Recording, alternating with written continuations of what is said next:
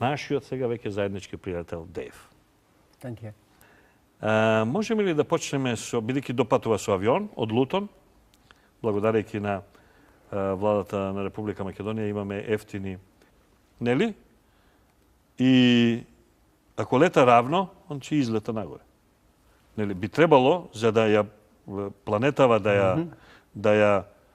да седи постојано на 10.000 метри, он треба постојано да понира надоле. Така? А ако лета само равно, он треба да излета во космосот. Да појдеме со тој дел. Right. Well, as you say, if a pilot is flying around the curve of the Earth, then he should be dipping the nose down every 5 minutes. He should be dipping the nose down to stay around the curve. But the thing that really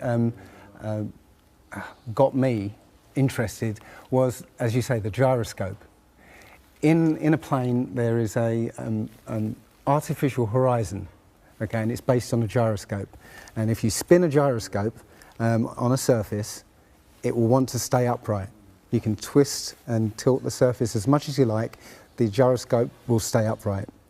So if a plane has a gyroscope and it starts following the curve of the Earth, the gyroscope would stay upright, which means the artificial horizon will start to roll backwards. But it doesn't. That's absolute proof that a plane flies over a flat surface rather than a curved one. Because I asked the pilot on my last flight, do you ever notice the artificial horizon rolling backwards? He said, no, but the artificial horizon has complex electronics in it to make sure it knows where it is on the Earth and it compensates. But I went to the manufacturer of the artificial horizon and they confirmed to me that it's completely mechanical, nothing electronic in it whatsoever. So it's literally just a gyroscope that can freely move. So that right there is proof to me that planes fly over a plane. No, none of it makes sense. The problem is that we're taught as children, this ball Earth lie, and you might ask as a child, what about the people in Australia? They're standing on the bottom of the globe, won't they fall off? And your teacher says, no, gravity. And you go, oh, okay. And you never go back to that question. But when you go back to it as an adult and start looking at it with a critical eye, right, the whole thing falls apart. As you say, the globe is spinning at 1,000 miles an hour.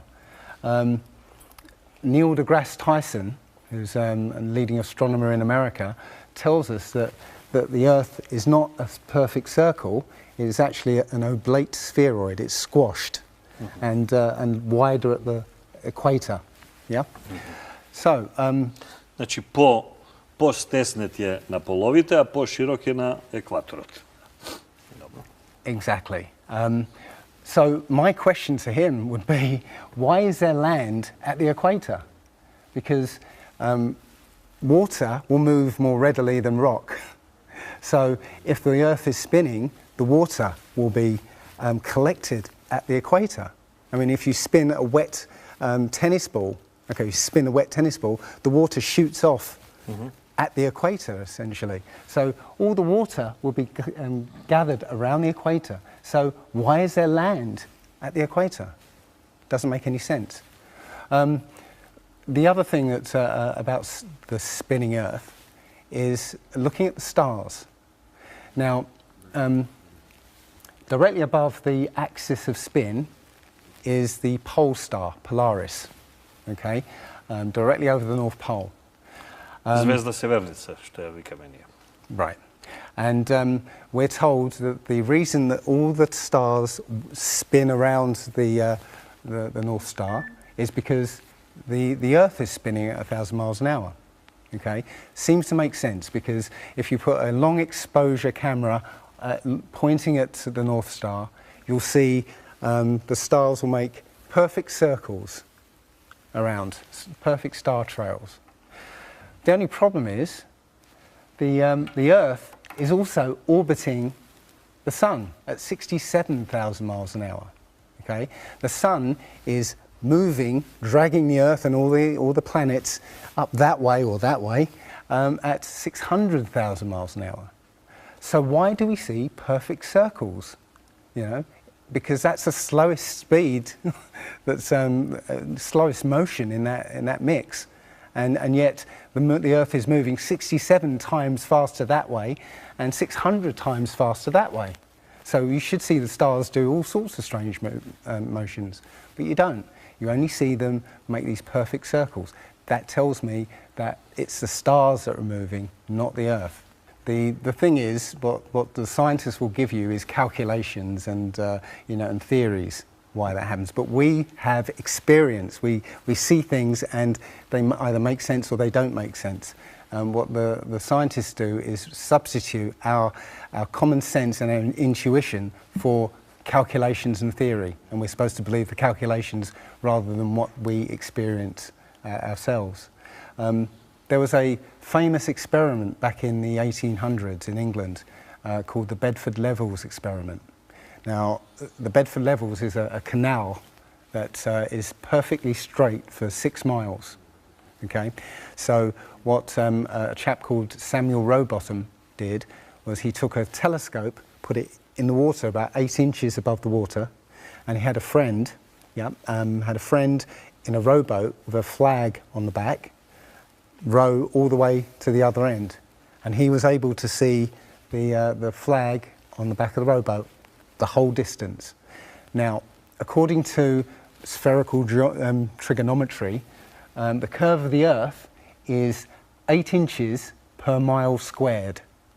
So over 5 miles, that's 5 times 5, 25, times 8, which is 200, works out, that's 200 inches, which works out at 16 feet. That means the boat should have been 16 feet below the horizon. He shouldn't have been able to see the boat. Now, you know, the scientists will say, oh, refraction and this and light bending around the Earth and stuff. But the fact is, you know, it's perfectly flat, and he in his book he puts forward many arguments that show that, or many experiments that show the Earth is always perfectly flat. У нас официјалната наука ни кажува дека бродот кога доаѓа од Well, it's they say that you see the mast, you know, go down last. It's literally just the way your vision works. Yeah, it's perspective and atmospherics basically. The limit of your vision is supposedly 3 miles, and then after 3 miles you're supposed to see the boat start to go over the horizon. It's funny that Neil deGrasse Tyson again says that explains that you can't see the curvature of the Earth from a plane. He says this, you can't see the curvature of the Earth from a plane because you're not high enough. The Earth is so big that you can't get high enough to see the curvature. Yet you can apparently see a boat go over the curvature over the distance of 3 miles, which doesn't make sense. А кога си на 10 километри високо, тогаш не можеш да видиш. Apparently. But the thing is, when you look out and you see a boat start to go over the horizon, if you suddenly get a pair of binoculars and look, it comes back again. And once it goes out the sight of your binoculars, if you get a telescope, yeah, it comes back again. It doesn't go over any curve of the horizon. What we found, many people have done experiments with very high-powered zoom cameras, and they've watched a boat sail out to sea, and they've just kept trained on this boat. And what they see is, after a very long distance, you see an atmospheric effect where the bottom of the boat disappears and starts, and the top of the boat inverts, so you see a sort of mirror image. And that, with your eyesight, you know, basically the bottom of the boat just melts into the horizon. So it looks like it. Има многу луѓе што се занимаваат со оваа проблематика, има многу минало, особено во Америка, во Соединените Американски држави. Well, you're not supposed to see them, not supposed to be able to see them, but you still do. One of the best examples of that is the Antwerp Notre Dame spire, which can be seen something like 240 kilometres away from, from the spire. So that should be over a mile below the horizon, and you can still see it. There's been a few famous examples just recently of a man who took a picture across the Great Lakes from Michigan and was able to see, I believe it's Chicago, which he shouldn't have been able to see. And the television station basically said it was a mirage. But they always say it's a mirage, but for a mirage to happen, you have to have very specific atmospheric conditions. And there have been so many people who've seen exactly the same thing on different days, different seasons, always the same. It's not a mirage, it's simply that you're looking across a plane. Ima isto taka jedna druga praktična rabota koja gi koristat The thing about the way of the sea, again, it's the way your vision works. You see in a kind of pyramid shape. Yeah, you have a horizon at your eye level, and everything above the horizon will go down into the horizon.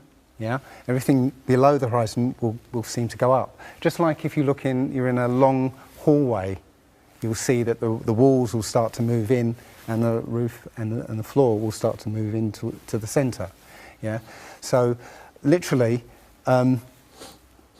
between you and the object you're looking at, there's all sorts of things, sort of like waves going up and down, and while you can't see them, if they're beyond the limit of your sight, sometimes they can still obscure what you're looking at. But it's just because they're between you and it, and it's just the way, it's literally perspective. It's better if I could draw a diagram, but it's a very difficult subject to get your head around if you're not used to it. But it is perspective. One sort of other proof is there's a place in Bolivia called Salar de Uyuni, which is a salt flat. It's literally 100 miles wide one way and 80 miles across, and it's perfectly flat. When it rains, literally you get an inch of water, and it looks like a perfect mirror. Now, how does that happen on a sphere? Yeah, it shows you that, if you're one end of this salt flat, you can see perfectly clearly the other end 100 miles away. So it's just showing you that the Earth is flat, and without the effect of the waves in the sea, you'll be able to see a whole lot further. Exactly, it's a schoolboy mistake. It's somebody given the task to mock up the Earth in the moon's sky. You immediately think, well, it should be about the same size as the moon. If you don't think about it, you'd make it the same size. So yeah, it's just a schoolboy mistake. The other thing is, if you were to go to NASA and download one of their photos of the Earth in the moon's sky and put it in Photoshop, okay, drop the saturation and the levels down, you'll see that the Earth has been pasted in, because you'll see a rectangular box around the Earth. It's all fraud, it's all fake. Pretty much everything NASA puts out is fraudulent. There are no images of Earth from space. The only one that NASA actually claims is a photograph was from 1972, and it's the famous picture. It's got Africa sort of near the top, and it's the same picture they've been using for the last 40 or 50 years in every textbook. Every other image is what they call a composite. It's Photoshop. And many of us have been looking at these images of Earth, including the one they called the Big Blue Marble, which was released in 2002, I think. Again, when you zoom into it with Photoshop, you'll see where they've they've used the clone tool in Photoshop to take a picture of one of the clouds and stamp it in various places around the picture. They got lazy. In another image, they've even photoshopped the word sex in the clouds, which is a subliminal tool they use to get people to sort of relate to something. They literally, you can look at this and you can find it on NASA's website. Znači ti tvrdiš дека не постои ниту една релевантна снимка на видео или фото од Вселената направена на Земјата? Absolutely none. Absolutely none. In a video I'm working on at the moment, I've got a video from what they call the Galileo space probe. As it left Earth, it took a series of shots of Earth, apparently. And you see that over the course of 25 hours, the clouds never move, okay? Now, I happened to find some pictures of, satellite pictures of Earth, and I noticed that in these separately taken satellite shots, the clouds were exactly the same as the ones in this Galileo shot. So it's a cloud map. Што мислиш ти, зошто еве на овија ставно, барем мене ми личи едноставно, ви слика, ај сега. Yeah, it would be very simple, wouldn't it? It would be very simple indeed to just silence everybody, you know, put an end to this topic once and for all, turn the Hubble round and show us Earth in real time, zooming in onto a place so that we can see what's happening at that place, and we know that there is something up there looking down on us from space. But they will not do it. They can't do it. It can't. It doesn't exist. It literally doesn't exist. Well, that's absolutely right. When you go onto the plane tracking software, you'll see hundreds and hundreds of flights over the northern hemisphere, and you can track those flights from beginning to end. When you look at any flight in the southern hemisphere, what you'll find is the flight takes off and disappears off the tracking, usually about an hour after takeoff, and then later on will reappear an hour before landing. Now, there's no explanation for it. I mean, the point is that distances are very different, and distances and flight plans are very different on the flat Earth than they are on the ball. And when you look at flights in the southern hemisphere, they make some really crazy, you know, sort of deviations. So, for instance, if we look on here, let's say a flight from Cape Town over here to Australia, say Sydney in Australia, they will take you to Dubai first, somewhere around here, yes. So they'll fly you thousands of miles north. Over над подебелиот дел од планетата, значи. Right. Well, just recently there was a case of a woman who was pregnant on a flight, and she was her waters broke on the flight, and I think it was from the Philippines to Los Angeles. Mm-hmm. And again, if you look on this map, you're from around here somewhere to here. Okay. Now they were flying across, and literally her waters broke, and they had to divert. They had to land. So instead of either going back to the Philippines or going on to Los Angeles, they landed in Alaska.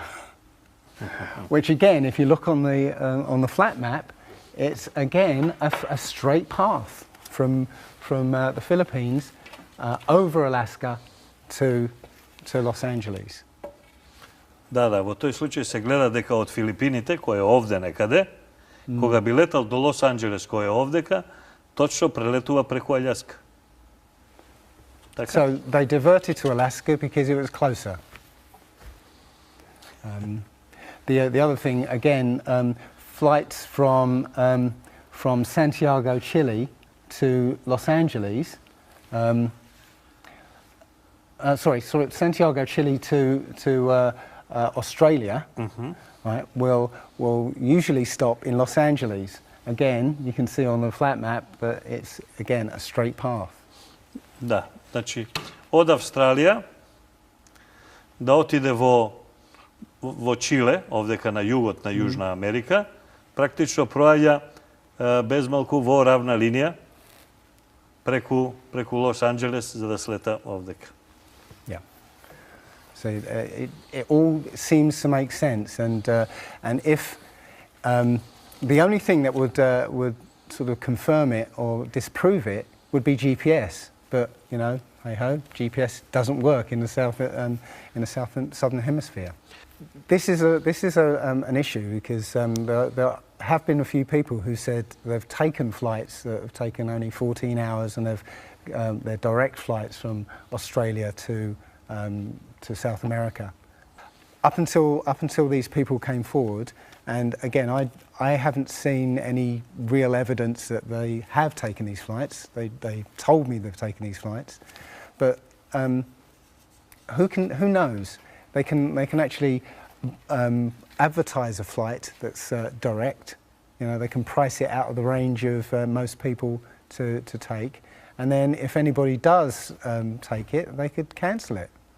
I don't know. I haven't had direct experience of these flights. So Imam jedno stupidno tvrdenje na Zoran Kitevski. I don't think any flights actually fly directly over the North Pole at all. I think they skirt the North Pole, but I don't think they fly directly over the actual pole. So I don't know if it's to do with magnetics. The only thing I do know is that nothing flies over the South Pole, because again, on a flat map, the South Pole, the continent of Antarctica, is the ring around the Earth. So you know, you can't fly over the ring and get anywhere. That's why we're not allowed to go there. Yeah, we're the United Nations. To je следното прашање. Зошто се лимитирани истражувачките мисии на Јужниот пол? Well, I mean, think about it. It's the only treaty that's you know, all these countries have signed and never broken and completely agreed on. It's the only one. And, you know, what treaty is there that everybody's agreed on? We're being kept away from it for a reason. You know, they have some scientific bases there, yeah, and literally it's controlled by the military. If you try and go there by yourself, you will be sort of picked up and escorted back. There was a guy called Yall who tried to take a mission to the Antarctica, and he was picked up and taken back by the military. It's a good reason, because they don't want you finding out what's beyond. The truth is out there. The truth is beyond the edge of Antarctica. Ја има она позната воена акција веднаш после Втората светска војна, каде што цела флота предводена од амерички адмирал на два пати се обидува да направи. Yeah, Admiral Byrd he actually did four expeditions. And 4. And most of them were military expeditions with huge military groups. You know, thousands of people, you know, planes, boats, the works. And yes, he confirmed in an interview that he discovered a continent as big as the continental United States out there, that was with warm water lakes and mountains and everything, that was completely uninhabited. And he described it as the other side of the South Pole to Middle America. So on the globe, that means it would be somewhere in the Indian Ocean. There's a huge continent that nobody knows about. So yeah, there's more going on than meets the eye. The other thing is, after Admiral Byrd came back after his last expedition, Antarctica was sealed off, and both America and the Russians started firing nuclear missiles straight up. Now, in America, that was called Project Operation Fishbowl, and it came under something called Project Dominic. Well, fishbowl makes You know, it makes sense because it seems like Admiral Byrd found the edge of the dome, okay, while he was out there. And as soon as he left there, they started firing missiles straight up, I believe, to try and test how far that dome went. If you look at the footage of these explosions, what you'll see is an explosion. Well, when a bomb goes off in midair, it's a fireball. It expands in all directions and mostly up. Okay. Now, if you look at these explosions on Operation Fishbowl, they explode outwards in a ring, which means it's exploding against something because it can't rise with the heat. So it's exploding against something and exploding outwards. Okay, and the middle of the explosion, you'll see it glows, you know, hot, and then it cools over time. So it looks to me like they were exploding against a dome. Now, I said it was Operation Fishbowl, obviously Fishbowl, but there's a chap called Rob Skiba who discovered that the Project Dominic, the word Dominic means of the Lord, Fishbowl of the Lord. So I believe they clearly know that we're in an enclosed system, and Admiral Byrd found the edge, and they've tested to see how far it goes up. Се обидува неколку луѓе да го објаснуваат тоа, знаеш, затоа што ние со гравитацијата сите заедно патуваме, па и тоа и зрното патува, меѓутоа тоа мене така не ми личи.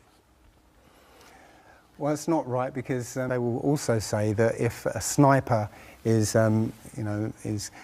trying to hit something a great distance, a couple of miles away, they have to take into consideration the spinning of the Earth, because they say that as the bullet leaves the muzzle of the gun, it's now independent of the rotation of the Earth. So, the Earth will spin away from where the bullet, and you have to take that into account. They say that about artillery shells as well, but it's not true. If that was true, a sniper would have to spend ages and ages calculating how to make that shot, and they don't. They literally take into consideration the wind and the elevation, and they don't take the Coriolis effect into consideration at all. Also, planes. If that works for bullets, if bullets, as soon as they leave the Earth, they're now independent of the spin, then why doesn't it work for planes? Yeah. There's a video on YouTube that actually tries to explain that the Coriolis effect works by using the example of a paper plane. You have to throw it. If you throw it north, the Earth will spin and the plane will land sort of east. But if you take the idea of a real plane, a plane would have to aim north to go east in that case. But that's not what happens. And if that was the case as well, planes would have to land on runways that are moving, and that would be impossible. So, која брзина? Well, at the equator, it's just over 1,000 miles an hour. 1000 милји. Yeah. They'll never ever get to their destination. And, how is it that a flight from... Maybe if you go reverse. But how is it that you can take a flight from London to New York, and it will take exactly the same time as a flight from New York to London? Yeah? One's with the spin of the planet, and the other one's against it. So it doesn't make sense. They'll say that the whole atmosphere is moving, with the planet, but that doesn't make sense either, because the atmosphere, say it's that thick, the top layer of the atmosphere will be moving slow, and as further you get in, will be moving faster. So how, if everything is moving like that, how do you get a light breeze that blows against the spin of the planet? How do you get a breeze that goes from north to south? Yeah. Како дува ветерот, значи контра од движењето. Yeah. It just doesn't make sense. And again, science will give you calculations and you know, esoteric ideas, but you know, you can go out and look for yourself, and you'll see, you know, you'll see what makes sense and what doesn't. The other thing is that, you know, we have senses to be able to sense acceleration. Yeah, you get in a car and somebody puts their foot down, you know, and you get thrown back in your seat. You can feel the acceleration. Yeah, you can feel changes, very minute changes of acceleration. Yeah, so how is it that if you live up here in Macedonia, yeah, which is spinning at maybe 700 miles an hour, yeah, because the speed it's spinning is slower than this speed. So if you took a flight down to Africa, yeah, on the equator, why don't you feel the change in acceleration? You know, you have these senses that will register the slightest change, yeah. But you get off the plane there and you don't feel dizzy, you know, because now you're moving a lot faster. So no, it doesn't make sense. А що станува со скокот на Феликс Баумгартер? Многу мина го сметаат тоа за доказ на едната страна, а многу мина и за доказ на другата страна. Бидејќи кога ќе се види од каде има рипното Феликс Баумгартер, тоа е све равно. Далечината таму е рамна, хоризонтот. Well, you know, you saw from his balloon when he stepped out on the platform, you know, the curvature of the Earth. Yeah, it looked very obvious. Oh, everybody pointed it and said, "Oh, look, there's a curvature."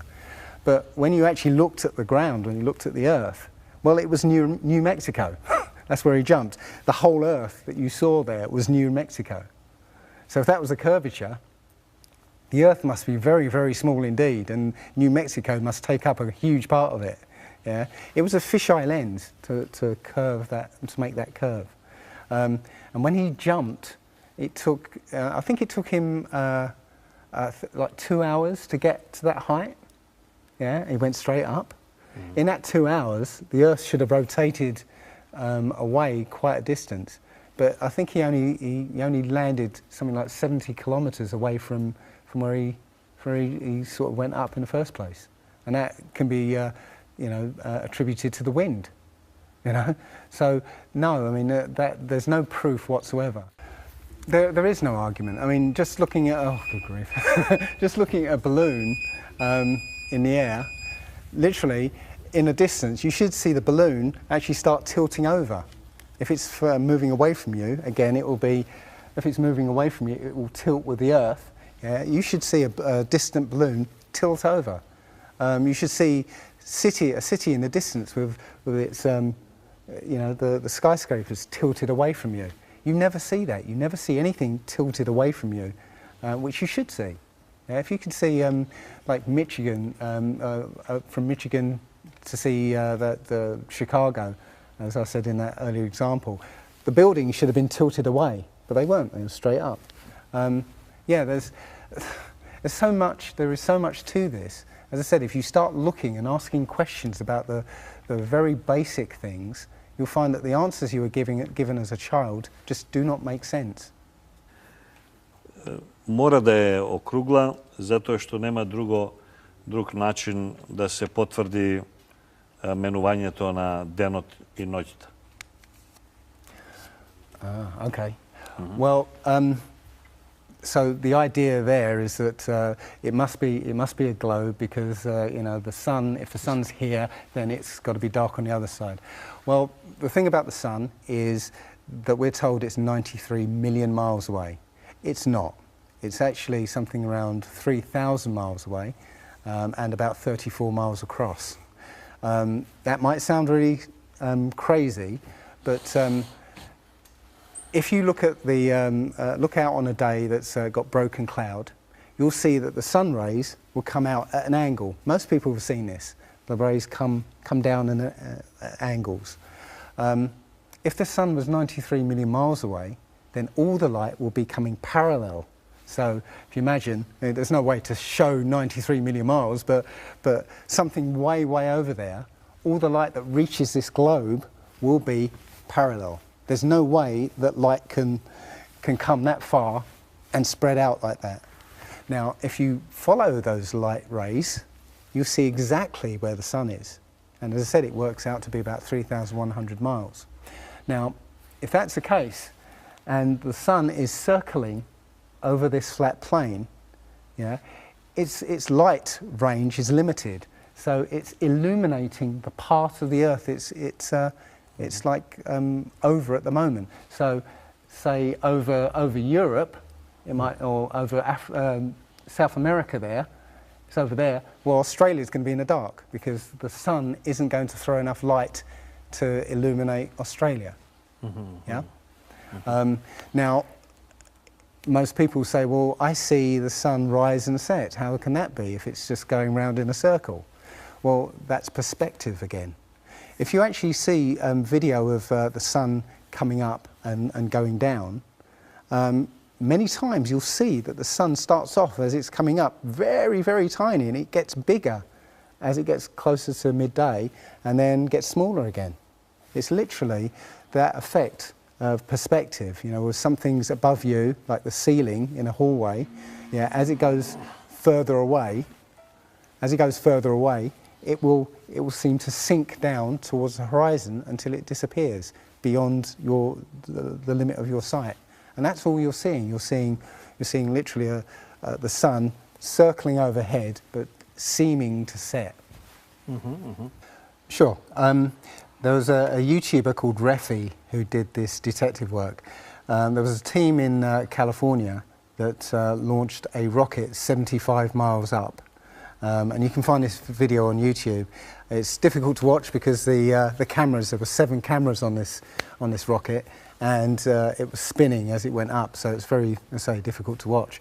But this chap, Refi, studied this video meticulously, looking for some kind of mistake or some kind of evidence, and he realised that he could see the moon.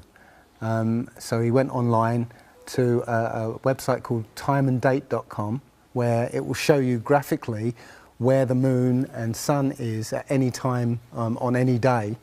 And he did a bit of detective work to find out exactly when the rocket was fired, and found that the moon should have been on the other side of the planet, over Australia.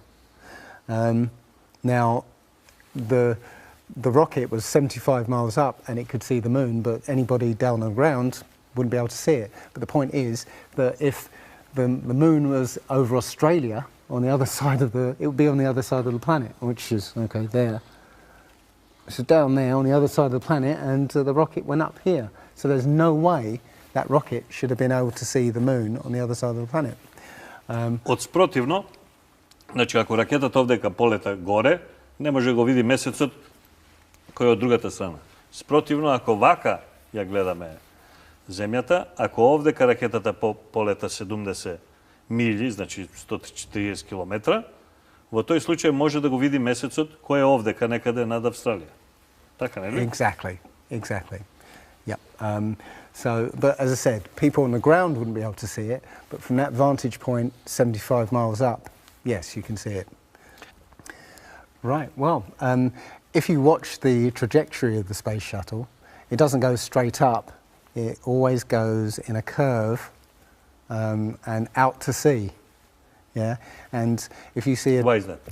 Well, because it... Is it normal to go straight up? Well, as fast as he can to go out of the atmosphere? I've been talking to a few people in sort of the scientific community, and they'll say, no, straight up isn't the right way to go. You have to sort of go sort of around the curve and get speed to get into orbit. But still, the point is that they actually go horizontal. The space shuttle goes horizontal. It never goes any further up. It goes horizontal, very, very low down in the atmosphere, because it drops its external tank while it's still in the atmosphere. So, you know, it's still in the atmosphere while it's horizontal. So it never gets any higher, and it goes out of sight. Not because it goes too high, because it goes too far downrange. And it seems that nobody's ever on the space shuttle, and the proof of that is the Challenger disaster. In, I believe it's 1986, the Challenger exploded just after takeoff and killed 7 astronauts. But it turns out that 6 of the astronauts are still alive, and most of them are using their original names. And you can find pictures of them. They're using the same names, and they're doing ordinary jobs now. Teachers, lecturers, lawyers, whatever. But they're still alive. So Dobro, što misliš, što se slučilo sa toj Space Shuttle koji će polet posle? I think it's a mock-up. I think it's an empty shell and literally just dishes in the sea, out of sight. And they have a plane that's mocked up to look like a space shuttle. And you can see whenever the space shuttle lands, you can hear it. It's a loud jet engine. You watch any video of the space shuttle landing, you can tell it's a jet engine. It's a jet-powered aircraft. That's it. It's not a glider. In my video, I show you a glider, how that seems, and then I show you the space shuttle, and yeah, it's not a glider. It's an aircraft, and that's what they're fooling us. Taking billions of dollars in, and giving us images and fake planes for that 10 billion, however many billions of dollars it is. Ne nije logično svi tu isprave zdava. Kako ova odi u rikverc, ova odi nagore? Exactly. It's I say this in the video that that you've got the external tank and the space shuttle. Yeah, it's like horizontal at this point, and then they drop the tank. Okay. Now the space shuttle isn't powered at this point because the tank has all the fuel. Yes. Okay. So when the engine stops, the tank is dropped. Basically, the space shuttle and tank should follow the same path because neither of them are powered. They should both fall in the same way. Now, because the tank has all the fuel, those pods on the back of the space shuttle aren't fuel tanks. They have a very, very small amount of fuel in there for orbital manoeuvring. But from this point, which again is still in the Earth's atmosphere because the tank is falling there. It now has to go from there into orbit. They haven't got the fuel there to insert it into orbit. Right? They say they've got lots of, they've got these engines that will take it there, but they haven't got the fuel. Where's the fuel coming from? And if they use the fuel to get into orbit, how are they going to manoeuvre if they used up the fuel? I mean, it took all that fuel to get them that high. Which was, again, still in Earth's atmosphere. They need something similar, a similar amount. A ako se raboti za inercija od brziната, во тој случај и резервоарите со гориво треба да продолжат да идат. Yeah, but first thing it does, it starts falling down. It starts following that curve that we see if we throw a stone. Yeah, what goes up must come down. And literally, we have not ever seen anything that has ever gone up and not come down. We've just been given, and you've said it actually quite nicely. Disneyland is right next to there, and Disney and NASA. Entertainment. Yes, Disney and NASA have worked very closely together. Disney worked with NASA on the moon project. Yeah, they made it. They filmed it so that it would be entertaining for the masses, yeah, and they're still working with NASA, so that we believe. What do you think about Stanley Kubrick testimony? I saw a fake one recently. There was a fake one that did the rounds, but I absolutely believe that Stanley Kubrick, filmed the moon landing. I think that in Pinewood Studios in London. Yes, and I think that he left a few clues just to say, so that like Michelangelo. Yeah, so that we eventually would know that this was his work. Yeah, I did this, and there's no doubt in my mind. I mean, you start looking at the evidence. Yeah, I mean, there's so much to it. How can there be so many multiple light sources? How all the shadows converging, and when they show the so-called sun, yeah, it's a big light bulb, you know, and space has texture to it when you sort of look for it in Photoshop and stuff, you know.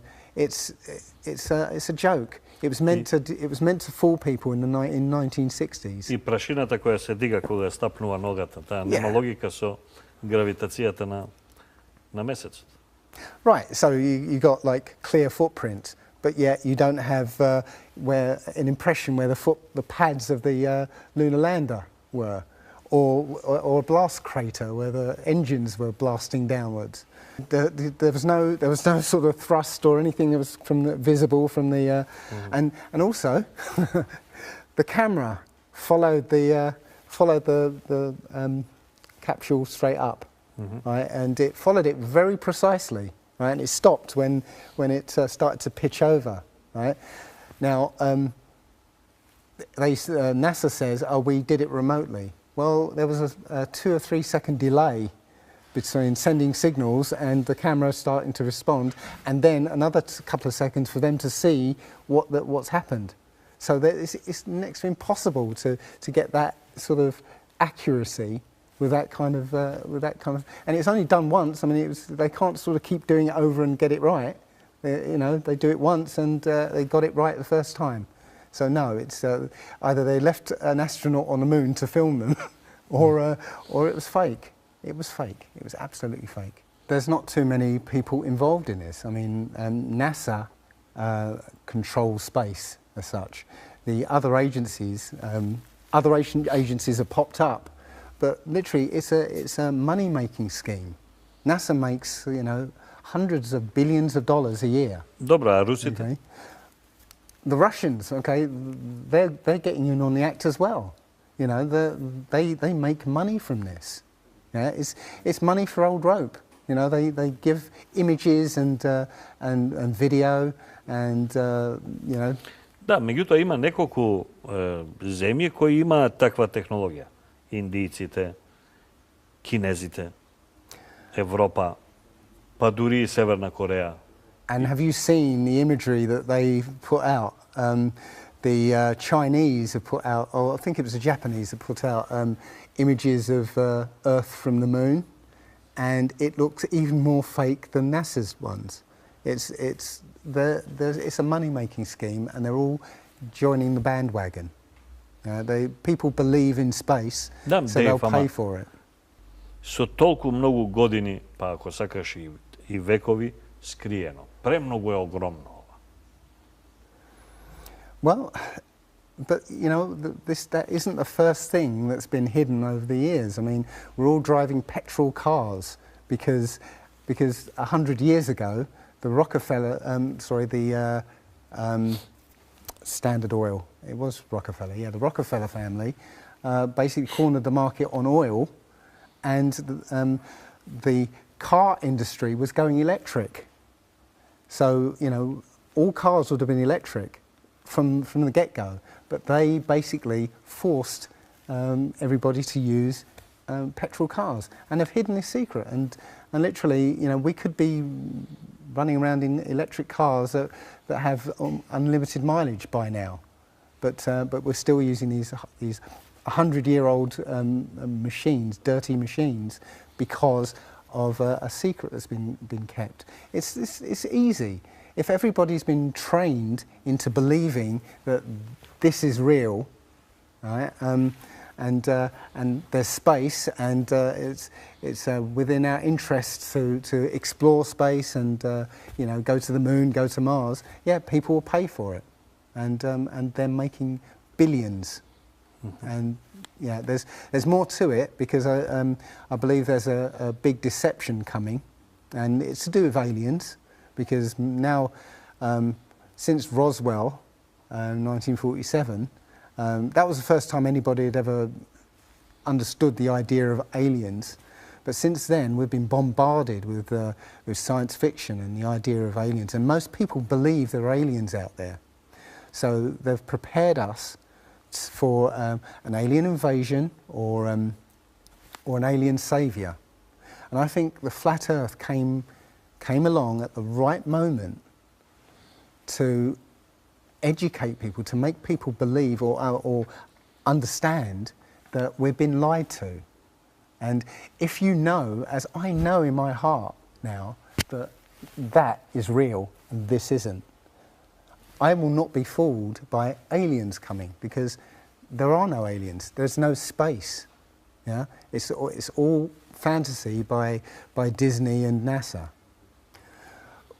Well, the Bible has a very, very clear view of what this place is, and it matches that place more than it matches this.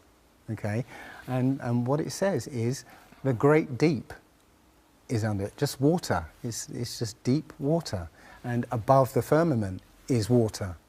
And you know, it says in Genesis that he separated the water below from the water above, and made a space, and then made dry land appear out of the water. So what's under the flat Earth? Well, it's water, and it just goes on. Again, I don't know for sure, because I've not been under there. I don't know what's past the outside of, or the you know, the first few hundred miles of Antarctica. But everything I've seen over the last year and a half tells me that that is true and this isn't. And I'm starting to believe and trust my intuition about this. Well, I mean, there's much more. I mean, nobody has actually really gone all the way across Antarctica. Yeah. Now there are millionaires out there who could, you know, assemble the resources to make an expedition and completely, you know, go across and chart Antarctica and make a name for themselves, being the first person to do that. Yeah. But nobody ever does. One thing I was going to say, which is slightly totally off topic, but the topic I really want to go to is that people, ordinary people, have become scientists through this. Okay, you know, the science community is ignoring a lot of the things that we're looking at, and so normal people are going out and doing experiments. And one of the experiments has turned up an amazing fact that we've not been told, and it destroys the whole idea of this heliocentric system, and that is the moon. If you get a piece of card, put it on the floor, and sort of you put another piece of card to act as a barrier for the moonlight. So you have the moon above, card on the floor, and a piece of card in front to shield half of the card. Yeah. Now a lot of people have these laser thermometers. Now you can actually measure the temperature of the moonlight next to the temperature of the shade of the moonlight, and you'll find the moonlight is colder than the shade, the opposite from the sun. So the moon is throwing out its own light, and that light is the opposite from the sun. Now, that tells you that it's not reflecting the sun's light. It's producing its own, and its light is different from the sun's. So, you know, the scientific community have not told us this. Yeah, because they won't tell us this, because it destroys this idea that the sun is, you know, is lighting up the moon. This world is very different from what most people think it is. There are very powerful people who essentially rule this world right now, and the ordinary person is a slave in this world, and slaves aren't educated. You know, they're taught what they need to, or you know, they need to know. That's it. They're not taught truth. They're taught what they need to know, and so you're taught enough so that you can, you know, do the paperwork and operate the machinery, but you're not meant to know what's really going on, because that's the power they have over us. They know what's going on, what, you know, how this world works. We don't, so they can control us. One of the things about slavery is the slaves weren't freed. They were never freed. When the 14th Amendment or 13th Amendment, I can't remember which one, actually made everybody a slave. The citizen Actually, it was opposite. Yes, Instead of slaves to be free, free people became slaves. exactly. It was So if you're a citizen of a country, you're a slave. That's what a citizen is. So they literally extended the slavery to everybody and made it an open prison. Yeah, and that's where everybody in the world lives now. We're slaves to very powerful masters. на малку поголема слобода, не сме во некој ептен тесни зидови затворски. Yeah, we don't see bars. Yeah? The bars are the borders of the country. Right? You have to use a pass to get out, and they'll let you out if you show them your pass. Yeah, and sometimes they won't let you out. You know, as I was coming here, I was lining up to go on the plane, and somebody in front of me was told, no, you can't fly. They found something in your bag, so you can't fly today. So, you know, we have, as I said, we have natural rights to travel anywhere on this earth. We were born on this earth. We have the right to travel anywhere. But our masters have kept us in small, open prisons that you need to get permission to move around. Okay, that's a big question. The main question. Well, as you said, you know, this idea that billions of years ago nothing exploded and then everything came out of that nothingness, ridiculous. But they try to make you believe that the idea that a supreme being, a creator, created this is ridiculous compared to that idea.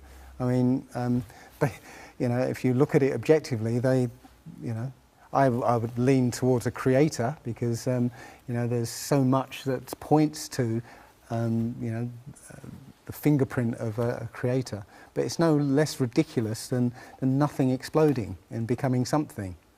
In my opinion, the Big Bang theory and the theory of evolution and the ball Earth theory are all interlinked, and they're all there to make us feel as though we're insignificant. We're small, tiny, miniature, unimportant pieces of slime crawling around on a speck of dust in an infinite universe. If that's true, and there's no purpose, there's no meaning to anything, then our owners can do whatever they want with us. Then, this is all accidental, so food can be genetically modified because it's imperfect. We can be modified because we're imperfect. If we realise that this is the universe, and complete universe. Yes, this system is is everything. Everything that NASA has put out is CGI, is fake. Okay, people say, I think you mentioned it. If you look out into the universe, you see that the moon is round, spherical, and the planets are spherical, and so why are we flat? Well, how do you know that the planets and the stars are spherical? All you get is, if you look for a telescope, you see a flat disk. If you think you see a spherical shape there, well, it needs two eyes to resolve 3D. If you're looking for a telescope, you can't see anything in 3D. It's going to be flat anyway. So all you see is a flat blob of light. It's only NASA that's given you these beautiful pictures of so-called planets and stars. Yeah. So it's a fallacy to say, well, everything else out there is spherical, so we must be. How this is special. So why? It's like saying a basketball is round, so why isn't the court round? It's a fallacy. So this idea of a ball Earth, theory of evolution, the Big Bang, is all about making us feel nothing so that we can be used. If everybody realised how special we all are, how unique every single life is, then this whole world would change overnight. We wouldn't allow ourselves to be used by this cabal. We wouldn't allow this to be destroyed, because they're destroying it because, oh, it's just an accidental planet, one of millions. We've found other Earths, you know. Eventually, if this one gets too messed up, we'll go to another one. No, this is it.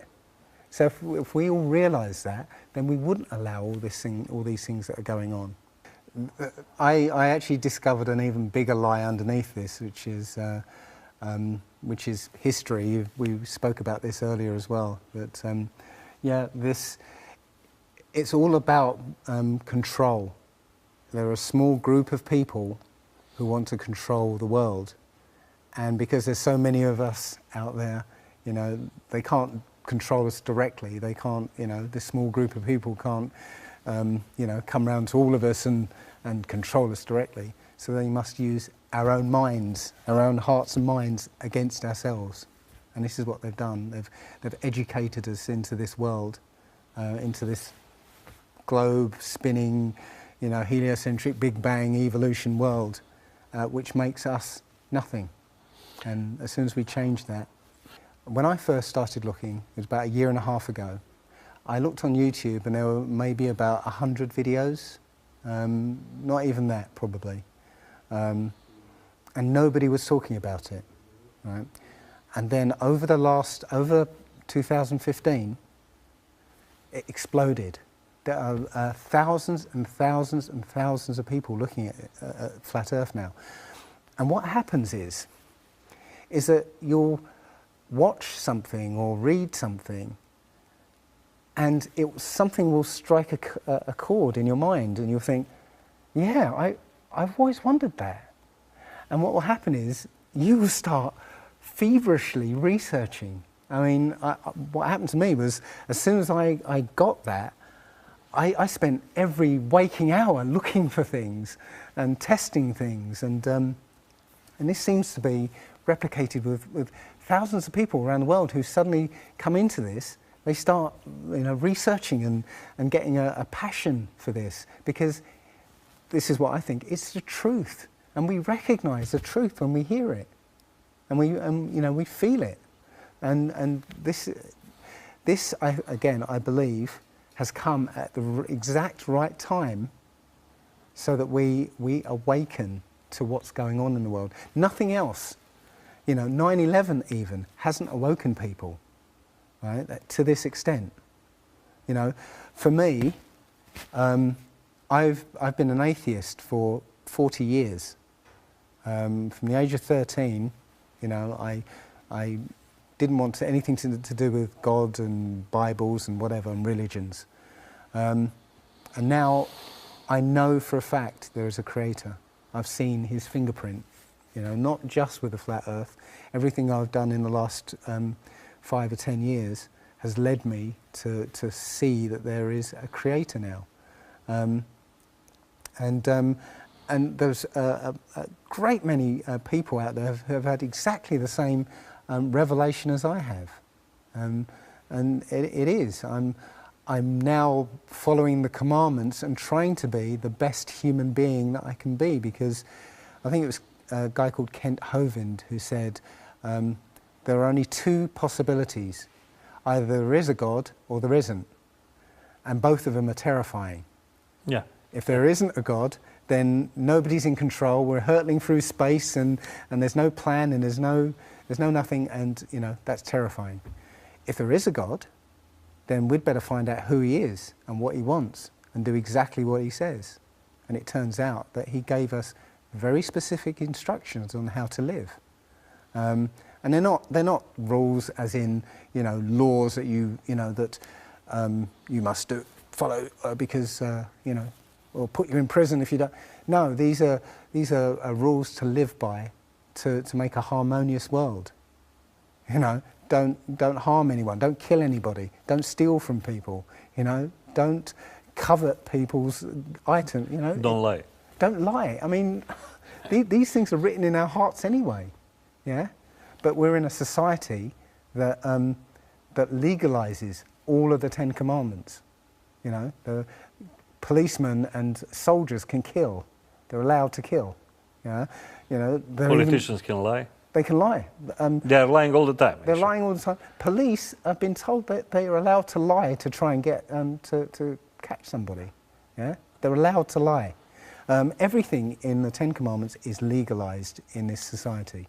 That tells you who runs this society. Yeah. So yeah, this is a profound movement. I don't like using the word movement, but it's a profound shift in consciousness for people because, unlike any other topic that's come out in the last few years, this one has made people realise that they've been lied to. Očekujeme kako neki materijal ili dokumentaren film, akcija. What I'm doing sort of further on, yes. Well, I'm sort of in the health space at the moment, so I've been helping people with their medical problems.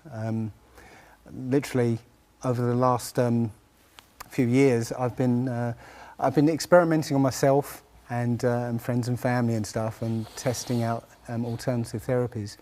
And basically, I've got a set of therapies that will help people heal themselves of anything. Doesn't matter what it is, whether it's diabetes, cancer, whatever. It's simply because the body knows how to heal itself if we let it do its job. And these therapies don't try and interfere medically. They actually just allow the body to use its energy and help it to do what it's trying to do, and that is to clear and cleanse the body. And as soon as you approach a so-called illness in that way, what you'll find is the illness goes away and you get younger, you get stronger and fitter and lots more energy, and your life gets better. So I'm on a quest now to basically go around helping people with this knowledge. And I've written a book as well called the Human Body Owners Workshop Manual, and that's out there. So that's what I'm sort of focused on as well. And I'm doing some more research into history, into human history, the whole deception behind it. I'm hesitant to put it out because it's going to upset a lot of people, because human history is a lot stranger than most people realise, and the thing that is going to be difficult for some people is that it's biblical. Everything that's going on now is biblical. It's straight from the Bible, and not the Roman Catholic Bible, because that's been hacked to pieces, but there's a King James Bible, King James 1611, and a few other ancient books like the Book of Enoch and the Book of Jasher and the Book of Jubilees. If you look at them all together, you start getting a full picture, and that picture is very dark, and you start to realise who all the players are, because nobody knows who we are. You don't know who you are. You know, I've just found out who I am, and I can look at somebody and figure out who they are.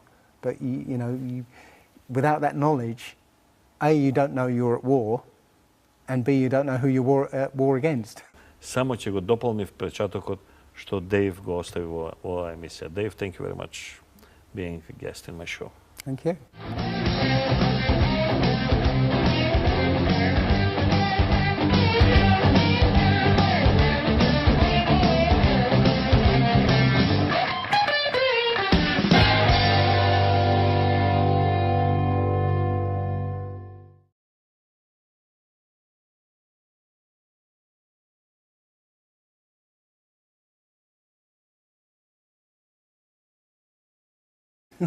That's slowest motion in that mix, and yet the Earth is moving 67 times faster that way and 600 times faster that way.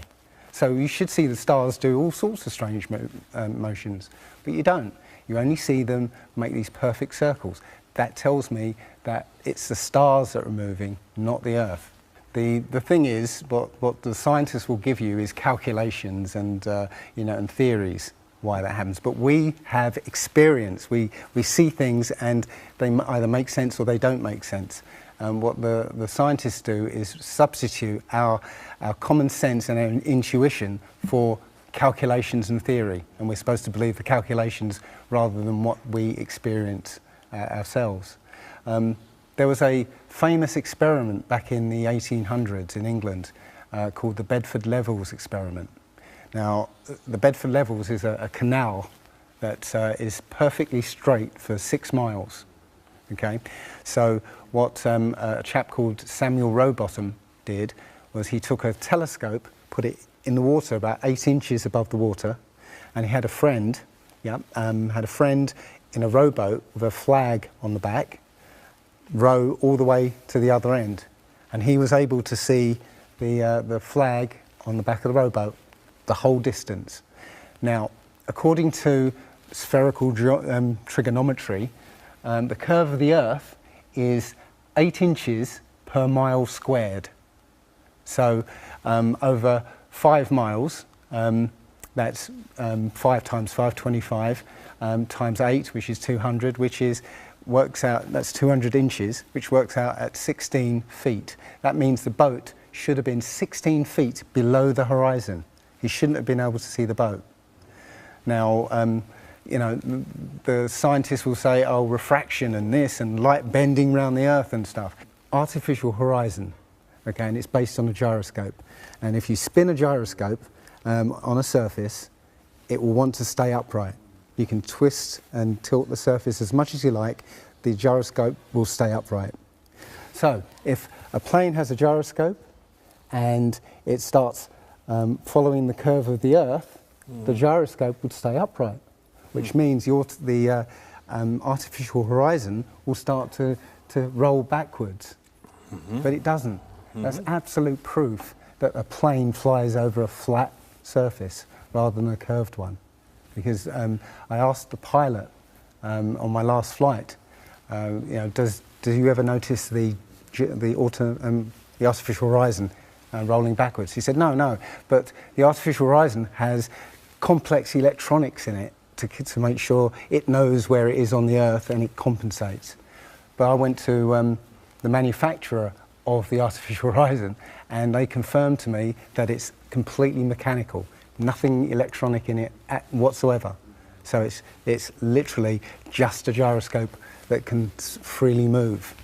So that right there is proof to me that you know, planes fly over a plane.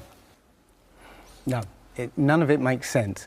The problem is that we're taught as children, you know, this ball Earth lie, and you know, you might ask as a child, you know, what about the people in Australia? You know, they're standing on the bottom of the globe, won't they fall off? And your teacher says, no, gravity. And you go, oh, okay.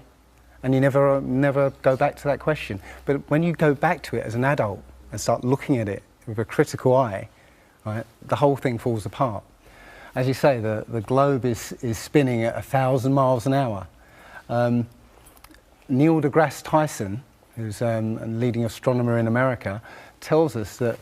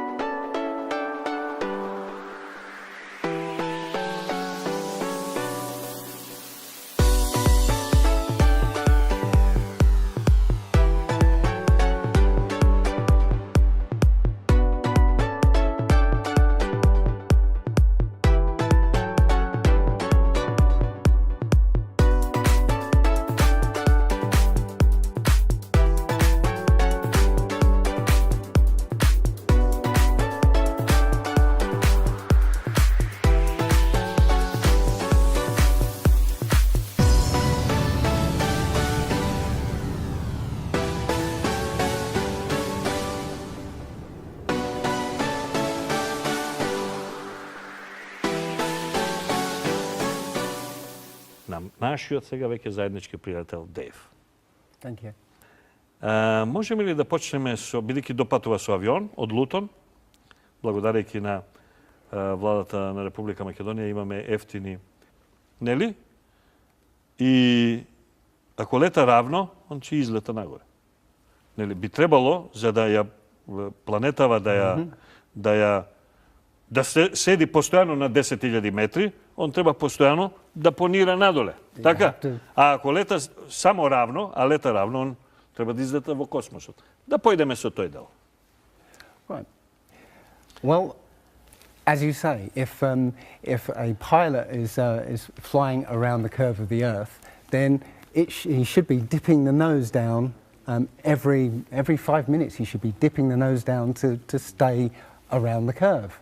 But the thing that really got me interested was, as you say, the gyroscope. In a plane there is a, but the fact is, you know, it's perfectly flat, and he in his book he puts forward many arguments that show that, or many experiments that show the Earth is always perfectly flat. Нас официјалната наука ни кажува дека бродот кога доаѓа од Well, it's they say that you see the mast, you know, go down last. It's literally just the way your vision works. Yeah, it's perspective and atmospherics basically. The limit of your vision is supposedly 3 miles, and then after 3 miles you're supposed to see the boat start to go over the horizon. It's funny that Neil deGrasse Tyson again says that explains that you can't see the curvature of the Earth from a plane. He says this: you can't see the curvature of the Earth from a plane because you're not high enough. The Earth is so big that you can't get high enough to see the curvature. Yet you can apparently see a boat go over the curvature over the distance of 3 miles, which doesn't make sense. А кога си на 10 километри високо, тогаш не можеш да видиш. Apparently. But the thing is, when you look out and you see a boat start to go over the horizon, if you suddenly get a pair of binoculars and look, it comes back again. And once it goes out of the sight of your binoculars, if you get a telescope, yeah, it comes back again. It doesn't go over any curve of the horizon. What we found, many people have done experiments with very high-powered zoom cameras, and they've watched a boat sail out to sea, and they've just kept trained on this boat. And what they see is, after a very long distance, you see an atmospheric effect where the bottom of the boat disappears and starts, and the top of the boat, the Earth, is not a perfect circle.